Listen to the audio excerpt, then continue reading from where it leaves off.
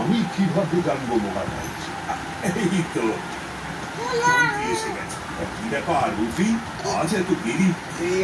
আগে মহারাজ, আমার স্ত্রী হঠাৎ অসুস্থ হয়ে যাওয়ায় সব সামনে রাজসভায় আসতে একটু দেরি হয়ে গেল।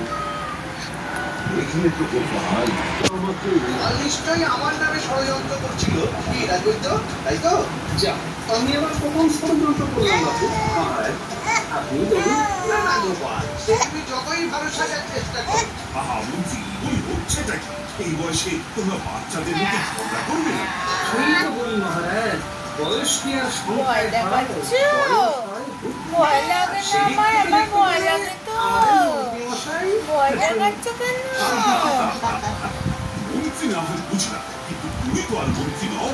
সবাই এবার চুপ করো দেখি। দিনের জন্য আমার মিষ্টি খাওয়া তো লাগে উঠেছে, কি সন্দেশ খাওয়া হয় না। এই আসে এক হাড়ি মিষ্টি। কেন, এক হাঁড়ি মিষ্টি নিয়ে কি করবো?